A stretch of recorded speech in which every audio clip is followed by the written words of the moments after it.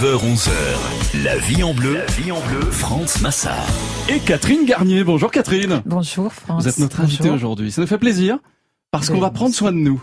Tout à fait. Ouais, et ça c'est le plus important. Je disais tout à l'heure, vous êtes conseil en identité, vous êtes aussi formatrice en bien-être au travail.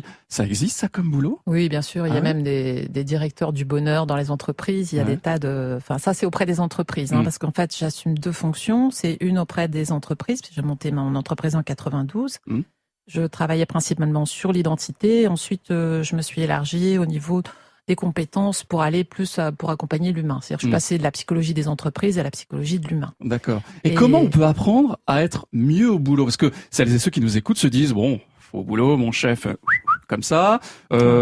Les collègues qui font du bruit parce qu'on a un open space, tout ça, jusque-là. Ouais, comment c'est pas facile, on est d'accord. Les open space, on n'est pas dans un monde de bisounours. Non, c'est clair, c'est clair. Donc il faut apprendre à gérer les stress. Il faut apprendre à reprogrammer son cerveau parce que souvent on a des automatismes qui sont pas très utiles et contre-productifs pour nous-mêmes. On les a appris par mimétisme, en reproduisant ce que nos éducateurs nous ont montré, nous ont enseigné. Et puis on s'aperçoit au bout d'un moment que, en fait, on se prend un peu pour une victime. Tous ces gens qui soufflent, qui soupirent, à chaque fois qu'il nous arrive un petit truc, et on dit et on lâche une grosse. Voilà, qu'est-ce que je veux dire ? Non, mais c'est marrant parce qu'on a tous connu ça au moins une fois dans sa vie. Mais bien sûr, et puis il y en a qui on arrive, qui la se bagnole rendent elle pas démarre compte. pas, on arrive au boulot, on devait recevoir un mail, on l'a pas reçu, il y a un truc qui avance pas parce qu'on est dans une boucle pour un dossier. Des petits trucs, mais qui en fait sont parfois vécus comme des catastrophes, alors que si on prend un tout petit peu de recul et qu'on regarde, on se dit mais c'est juste un petit truc quoi. Ouais. Et si on a juste ce regard un peu distant, puis qu'on se met à le regarder autrement, vraiment là on met autre chose dans notre cerveau. C'est-à-dire, on met la dose un peu d'humour ou de distance. C'est pas si grave. Je vais pas mourir et le monde va pas s'arrêter de tourner. Donc, juste gérer ce qu'on peut gérer au fur et à mesure des choses désagréables ou pas qui nous arrivent et voir qu'est-ce qu'on peut faire d'utile dans ces circonstances-là. Ça s'apprend. Ça tombe bien parce que là, avec l'approche de l'hiver, justement, il y a des matins où on se dit, je suis quand même mieux sous la couette. Il fait froid. Le jour est encore à peine levé. Va falloir aller bosser. On n'est que mercredi ou que jeudi pour aujourd'hui. On a des astuces pour vous. On a les réponses aux questions que vous vous posez peut-être. Pourquoi pas 05 34 43 31 31. La vie en bleu avec Catherine Garnier aujourd'hui jusqu'à 9h30. France Bleu Occitanie. Elle n'est pas tombée du ciel, elle est dans le studio de France Bleu Occitanie. C'est Catherine Garnier qui aujourd'hui est notre invitée. Catherine, vous êtes aussi, alors on le disait, vous aidez en entreprise, vous aidez à mieux nous connaître, mais vous êtes surtout la présidente d'une association qui s'appelle La Magie des Possibles. Oui, absolument. Le nom est beau déjà. C'est un nom que j'ai déposé, que j'aime beaucoup et qui pour moi représente quelque chose de très fort. Et ce nom, il n'est pas venu par hasard parce qu'il vient vraiment nous aider à comprendre que en fait on peut faire bouger tout un champ des possibles dans nos propres vies et faire bouger des lignes. Voilà, ça s'apprend, ça se structure et c'est ça qu'on apprend dans le cadre de cette association. En fait, je propose des ateliers où les gens viennent, participent et j'enseigne la méditation, des techniques de respiration, la respiration holotropique, respiration de pleine conscience, respiration de cohérence cardiaque. Ce sont des choses très simples. L'auto-hypnose ? L'auto-hypnose après, oui. Ouais. En deuxième partie, on fait de l'auto-hypnose. On fait pas d'abord de l'auto-hypnose. C'est dans le cadre des mêmes ateliers, mais c'est en seconde partie parce qu'une fois qu'on a fait les techniques de respiration, qu'on a élargi notre espace de conscience et qu'ensuite on a pu commencer à méditer, là on a commencé à ralentir nos ondes cérébrales puisque les ondes cérébrales, on sait que ce sont des ondes magnétiques qui fonctionnent à une fréquence hertzienne. Donc une fois qu'elles sont ralenties, là on a commencé à poser, le mental se calme. Et là, on peut commencer à créer d'autres chemins neuronaux. Donc, ça veut dire que à partir de là, on peut commencer à reprogrammer. Alors justement, ça nous intéresse parce que ces mois de novembre, de décembre, allez, on peut même aller jusqu'à janvier, sont des périodes un peu difficiles. Elles sont connues d'ailleurs, je crois, pour un impact un peu négatif. Absolument. On disait tout à l'heure, moins de soleil, le froid. Décembre aussi, la période de fête. On pense à celles et ceux qui sont seuls. On pense à celles et ceux qui vont travailler. Il y en a beaucoup. Il y a une période qui est meilleure pour le moral que l'autre ou pas ? Une saison, Vivaldi en avait fait 4, mais je sais pas. Je pense pas qu'il y ait 4 saisons de dépression, mais en tout cas, c'est vrai que la période hivernale, la période hivernale, c'est connu pour être une saison où il y a une dépression saisonnière. Ouais, c'est dû beaucoup, bien sûr, à la baisse de la lumière, ça on le sait, puisque en fait, la sérotonine est produite par, c'est vraiment l'hormone du bien-être Et c'est à travers les capteurs des yeux, si vous voulez, que quand l'intensité lumineuse baisse, on a une baisse de cette production d'hormones. Il y a des hormones du bien-être, on les connaît, elles sont principalement fabriquées dans le second cerveau, c'est-à-dire dans l'intestin. Donc il ne faut pas oublier de faire attention à ce qui se passe au niveau de l'intestin, donc l'alimentation. Donc ce que je disais, c'est que dans le bien-être, il y a deux aspects, il y a un aspect physiologique et il y a un aspect psychologique. Et les deux se rejoignent parce qu'en fait, on peut faire de la dépression parce qu'on a une mauvaise physiologie. C'est-à-dire que quand on a une alimentation complètement désaxée, irrégulière, qu'on mange de la junk food, un peu sur le pouce, voilà, et on fait pas attention. Alors au début, on est jeune, ça porte pas de conséquences, mais au bout d'un moment, on a entamé nos réserves, et à ce moment-là, le stress est beaucoup plus impactant parce que en fait, on va moins avoir d'immunité à cause de cette mauvaise alimentation. Et c'est le corps qui se rappelle à nous et qui dit hop, halt. Oui, absolument. Et c'est à travers souvent les intestins. Et c'est important d'avoir une bonne flore intestinale. Et comment on l'obtient? C'est en ayant des aliments le plus naturels possible, bien sûr. Ça, voilà. c'est tendance aussi. La physiologie, il faut y faire attention. Ça veut dire se mettre à la lumière parce que on a besoin de lumière. Donc, essayer de profiter au maximum du soleil ou de rajouter une lampe. Vous savez, il y a beaucoup de lampes maintenant qui rajoutent entre 5 000 et 10 000 lux. Il suffit de s'exposer une demi-heure dans ces périodes où le soleil décline. Là, on est pratiquement au plus bas du soleil. On y arrive à l'équinoxe au 21 décembre. Le jour de l'hiver. Voilà, le jour de l'hiver. Donc là, on sait qu'on est à la période la plus sombre. Donc on a besoin de lumière. Et ça a un impact aussi sur la santé parce que du coup, on manque de vitamine D. Donc les vitamines, pareil, physiologie, il faut y faire attention. On a besoin des vitamines du groupe B qu'on trouve dans les bananes, dans les amandes, les fruits secs, etc. Donc tout est lié finalement. Tout est lié, bien sûr. Ouais, on peut pas découper l'homme en la partie psychologique, on va chez le psy parce qu'on va pas bien. Non, il y a un aspect physiologique et psychologique et c'est complètement interrelié. Mais vous allez aussi pouvoir nous expliquer tout à l'heure, parce que celles et ceux qui nous écoutent se disent mais quand on a un problème avec un P majuscule, on ne sait pas comment le résoudre. Alors il y a les petits problèmes, on disait tout à l'heure, la voiture qui démarre pas, je sais pas, des trucs tout bêtes, des trucs souvent d'ailleurs tout bêtes. Comment on peut résoudre tout ça et puis comment notre cerveau va faire en sorte de nous aider parce que on va vous le dire aujourd'hui dans La Vie en Bleu, c'est vous qui avez la solution et ça c'est bien. Restez à l'écoute, c'est La Vie en Bleu. France Bleu Occitanie. France Bleu. Comment puis-je oublier ce coin de paradis, ce petit bout. Café gourmand à nos souvenirs. 9h-11h, c'est La Vie en bleu sur France Bleu Occitanie. Bah c'est ça, exactement. Depuis 9h, on commence à voir un peu la vie en bleu. On voyait un peu la vie en gris parce que c'est l'hiver, mais avec Catherine Garnier qui nous aide à aller un petit peu mieux. On essaie de conserver la pêche malgré tout à l'approche de l'hiver. Vous le disiez tout à l'heure, il n'y a pas que le cerveau, Catherine. On a plusieurs cerveaux dans notre corps. On le disait aussi, cette saison, elle n'est pas forcément pratique, elle n'est pas forcément idéal, on est d'accord. C'est pas idéal pour c'est pas génial pour aller sur la plage, etc. Pour le farnienne, pour le rendez-vous sur la terrasse avec les copains, c'est pas le lieu. C'est une période où on doit plus s'intérioriser. Mais comment on peut gérer notre morale concrètement? C'est-à-dire qu'il y a des petits trucs. Vous me racontiez ce matin. Vous êtes levé, vous avez fait la douche, tout ce qu'il faut, et puis vous avez mis des croquettes pour les chats. Voilà. Et il y en avait partout. Voilà. Un chat donne un coup de tête dans le bol de croquettes et il y en a partout. Notre premier réflexe, c'est de s'énerver quand même. On est d'accord. C'est de s'énerver ou c'est de se prendre pour une victime. C'est-à-dire de pousser un gros soupir en disant bon. Le bol, quoi. Et là, on sort un gros mot. Et voilà. Pourquoi? Parce que le premier réflexe, c'est de se prendre pour une victime. Ouais. Et en fait, c'est vraiment là où la journée, elle part mal, quoi. C'est-à-dire que si j'ai un tout petit recul et puis que je me dis que j'ai le pouvoir dans ma façon de réagir, de changer les choses, je vais changer ma journée. Et si je change ma journée, je change mes pensées, je change mon mental, je change mon cerveau et je vais changer tout le reste avec. Du coup, il faut se conditionner avant presque que les croquettes ne soient par terre. C'est juste au moment, il faut se choper au vol. Ah ouais, juste au moment où il se passe quelque chose, de se dire, stop. On s'arrête là et on installe la paix. C'est-à-dire qu'au lieu de mettre la guerre, encore et ça tombe sur moi et pourquoi moi, etc. Ça peut être le café qui tombe sur la chemise juste avant le rendez-vous, etc.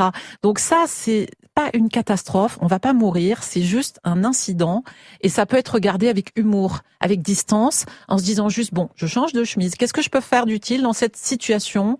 sans me pourrir toute la journée. Parce que si on commence à râler et à trouver ça insupportable, et pourquoi moi, c'est toujours à moi que ça arrive, eh ben on voit bien qu'on se met pas du tout dans une humeur où on va pouvoir faire des choses utiles. Mais encore une fois, les croquettes, le café, la voiture qui démarre pas, bon, à la limite, on prend le tramway, on prend le bus, on marche, marcher un peu. Ouais, les trucs un peu plus graves, les choses, les problèmes avec un P majuscule, la maladie, les problèmes avec les proches, des choses comme ça. Ouais. Comment on peut arriver à avoir ce recul nécessaire sur des choses difficiles pour le coup, sur les choses qui en fait, tout relève du même principe, c'est-à-dire de regarder, d'accueillir ce qui peut pas être évité, c'est-à-dire qu'une information, quand elle est là. Si vous perdez, par exemple, le deuil d'un proche, ça peut être quelque chose de très douloureux en général. Et vous accueillez ce qui se passe, et puis de toute façon, vous ne pouvez pas l'éviter. Vous vivez ce que vous avez à vivre, et puis vous regardez ce que vous pouvez faire avec ça. Mais ne pas se prendre jamais pour une victime, parce que là, on s'ensevelit sous la tristesse, sous le truc, c'est-à-dire on se rajoute un problème au problème. C'est ça. On part avec le problème, hein, au lieu de se dire, ok, cette situation est là. Elle est peut-être pas drôle à vivre, elle est peut-être très triste, elle est peut-être localement dramatique, mais je pars pas avec le problème. C'est-à-dire que je rajoute pas toute une histoire sur l'histoire. C'est rigolo ce que vous venez de dire tout à l'heure, l'embrasser, parce que je me souviens c'est rigolo parce qu'on en parle comme ça, des derniers mots de Patrick Poivre-Arvor quand il a terminé sa dernière émission. Il a dit ce qui ne peut être évité, il faut l'embrasser. Mais oui, il l'a dit. Ça, oui. En fait, il a accepté le fait de se faire virer. Alors l'embrasser, ça veut pas dire faire sa vie avec. Ouais. Parce qu'il y a, par exemple, des gens qui se disent, je vis un deuil, par exemple, ce qui peut être à peu près ce qu'il y a de plus grave. Voilà, j'y pensais. Et du coup, je sors pas de ce deuil. Parce qu'en fait, du coup, ça met dans une position un petit peu de victime privilégiée. Et du coup, là, je suis protégée. Et en fait, il faut se voir en train de vivre ça et de cultiver ça, quoi. Et il y a un moment donné, si on veut être libre, si on décide d'être heureux, parce que c'est une décision intérieure, bien sûr, on croisera, comme tout le monde, des événements plus ou moins difficiles dans sa vie. Mais on se fera pas submerger par ce qui nous arrive. Tout ce qui nous arrive, ça peut être juste traversé. La vie, elle est faite de cycles, comme les saisons, comme les heures, comme et après la pluie, le beau temps, et après le beau temps, la pluie, etc. Mais derrière, il y a toujours quelque chose, parce que la pluie, elle est utile, le soleil aussi. Et quand on regarde les choses avec de façon positive, c'est-à-dire qu'est-ce que je peux faire à partir de cette situation qui me mette pas dans un rôle de victime, qui ne m'enferme pas dans un comportement complètement toxique pour moi et pour les autres.